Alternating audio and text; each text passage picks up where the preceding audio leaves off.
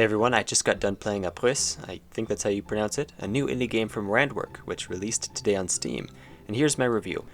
Also, I have a key giveaway, so just keep watching to see how you can have a chance to win that.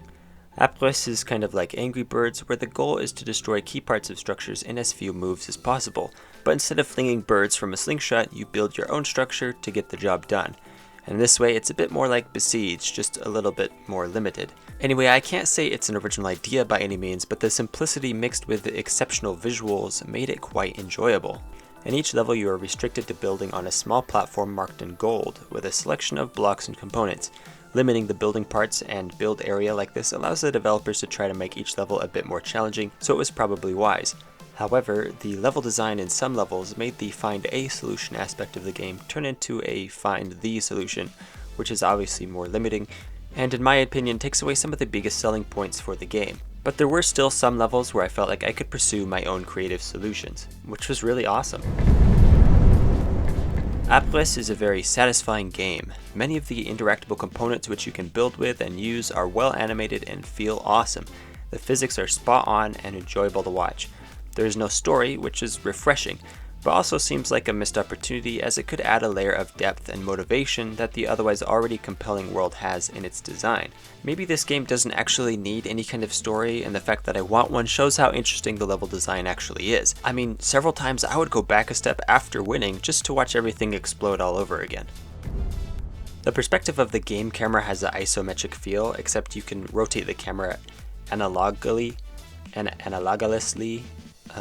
in an analog way, which is unique and thus interesting. However, if you've ever worked or played in a 3D environment before, instead of thinking this is interesting, you'll instead just feel limited, especially when you try and tilt the camera up or down. Regardless, the visuals are very interesting and amazing, and it makes for great trailers because everybody likes to see some demolition and destruction and explosions.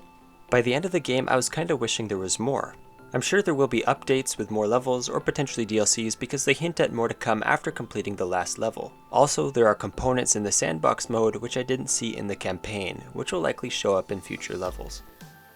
While I've pointed out a few rather nitpicky issues with Abriss, the biggest problem this game has is that it leaves you feeling like you never got to see it at its full potential. In many games you will feel stretched and challenged, especially in some sort of boss level, and by the end you will feel like there is some resolution, as all of your skills are finally put to the test. Now, maybe this was just me, but there wasn't any one level or even section of levels that made me feel that. So this could be a good thing because it leaves people wishing for more. However, you have to be careful with that because it could potentially leave the player feeling dissatisfied and incomplete, like licking ice cream but not getting to eat the rest.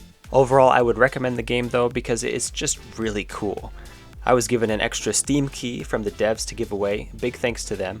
So if you would like to win the Steam key and give the game a try, all you have to do is leave a comment describing your favorite building game and what makes it so good. Then I'll randomly select one of you to win a copy of Abriss. Otherwise, thanks for watching, and I hope this review will help you in your own gameplay and game design analysis. If you have a game that you'd like my feedback on, send it my way. I can't always promise I'll be able to do a full review on it, but I always love giving feedback and analyzing game design.